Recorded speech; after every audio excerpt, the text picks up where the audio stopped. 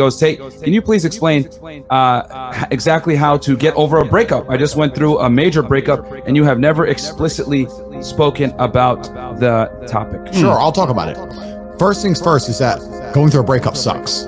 And every single man out here, no matter what they say, understands how bad it is to go through a breakup and understands what heartbreak's like.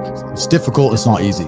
I'd actually like to argue that men feel more heartbroken than women. I think that's facts. I think it's true. And I think it's because one of the possessive element that we have, the idea of her being with someone else hurts more than the idea of you being with someone else to her. And secondly, because you have a lot less options than she has instantly. So I think that breakups are worse for men than they are for women. And I understand how difficult and hard they can be. However, the unfortunate reality is that chasing her and being dedicated to her and saying you're going to do whatever she wants, etc., is very unlikely to work. It's very unlikely to work, and you have to look at the scenario you're in, look at the chessboard, and make the best possible move.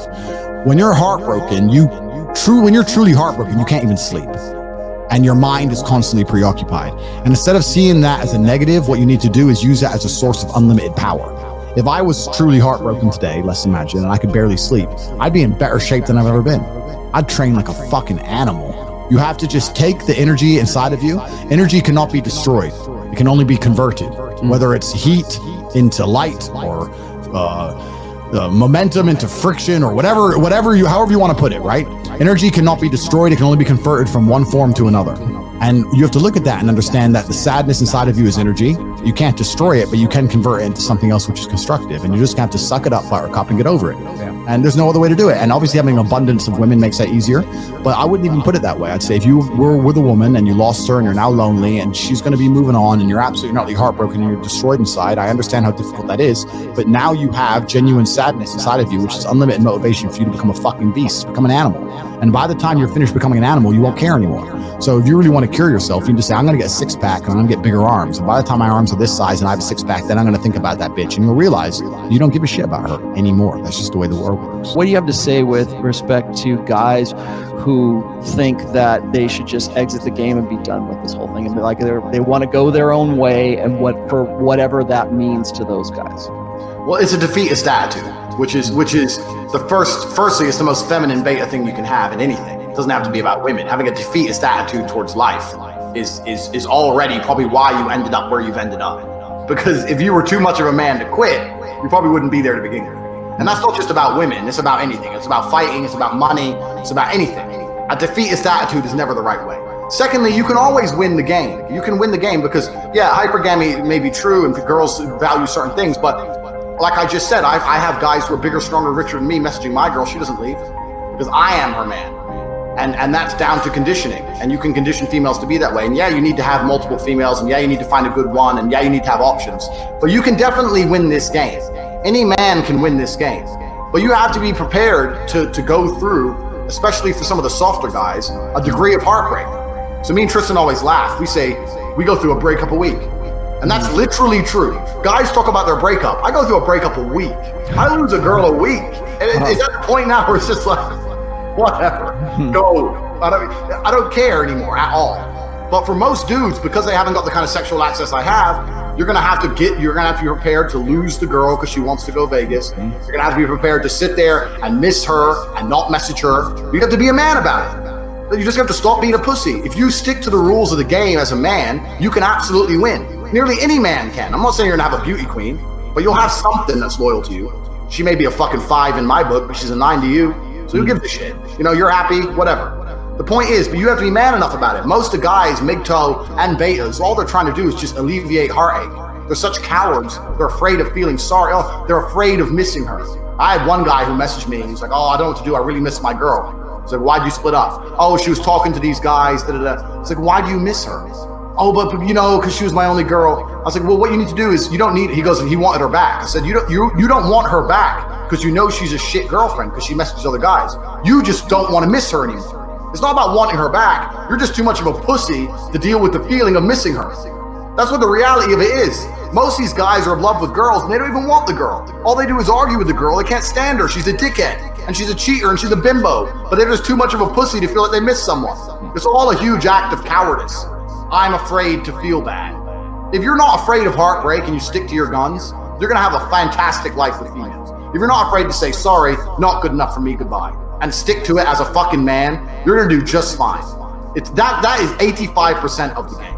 But men are just too afraid to do it because they feel like they're not going to have another girl for a while. It allows them to get their dick wet, and that's what it is. And it's just cowardice, head to toe. So I all the mid-toe guys, you're quitting the game without even trying. If you're really a man going his own way, and you're really focusing on yourself, and you're really, putting yourself first and upgrading your value as a man, you can. If you're doing that, then you should be fine with females. Just continue with your mission. Don't be compromising. Make sure you put your mission first. Treat her with respect, but don't take any disrespect. One of the biggest things I want to actually say now, because I don't want people to think, I know the way I come across is hyper aggressive. People think you have to be mean to girls. I'm never mean to girls. I'm nice. I'm nice to my girls. People have this idea that I'm walking around the house beating them up and shit. It's like Yeah, I'm the complete opposite. I'm a super nice guy. I'm like, let's watch a movie or get some popcorn, let's have a party. I'm a super nice dude. I just won't tolerate disrespect on any level. You disrespect me, I stop talking to you. It's not about being an evil person. You can still be the nice guy. But when she steps to you, you have to remove all your attention. It's really that simple. There's nothing else to it. You haven't got to be a big evil man. And you can be a MGTOW, be going your own way and have that same philosophy. It really isn't that hard, but these guys are just too afraid to miss a girl. That's the biggest mistake. That's what all this comes down to. These dudes are too afraid of the heartbreak and they can't take it because they're pussy. What did you do with the pain of the heartbreak? I did the same thing I do if my heart wasn't broken. I got up, I went in the gym, I lifted a bunch of weights, I got in my fast car, I drove down the road looking sexy as fuck, bought a Starbucks, and made some money. It doesn't matter. How I feel has no bearing on how I live my life. Ability to be vulnerable as men is not something that we're taught. In fact, it's something that I think we're taught to not be vulnerable, to not be emotional, to not. But Tate, you're not a big vulnerability guy, though, are no, you? He's not. I just want to talk about it. But that discomfort that you just described has led to a massive positivity in your life. Absolutely. I can say the absolute same thing for fighting. I decided to go out and learn to fight to the level I learned to fight because I had a couple fights in school and I won them, but it was kind of close. And I was like, that was too close for comfort.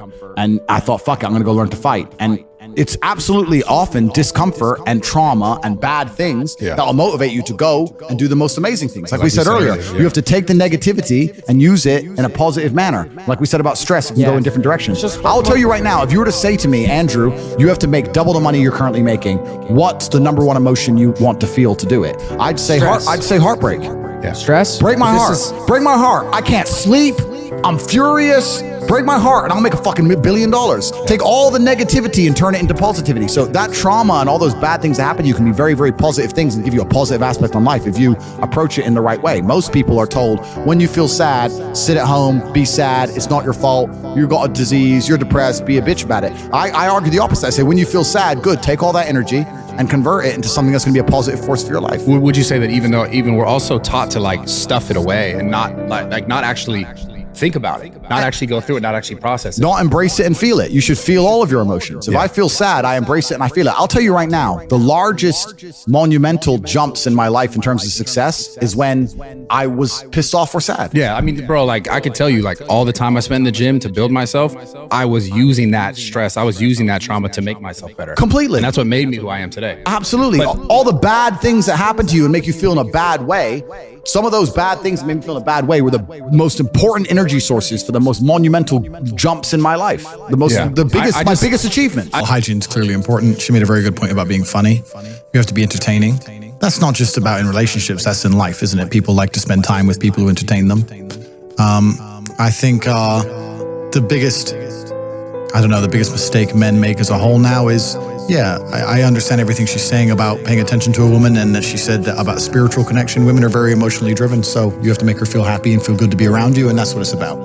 This is one of the key things. If she feels happy when she's with you, she's going to want to be with you. And if she feels sad when she's with you, then she's obviously not going to want to be.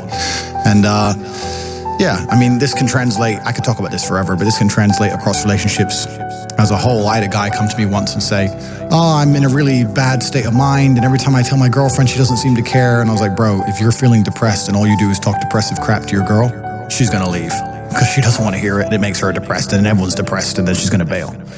And that's what she did. So be a positive, happy person. If you can't work that out on your own, then you shouldn't be with anyone else anyway.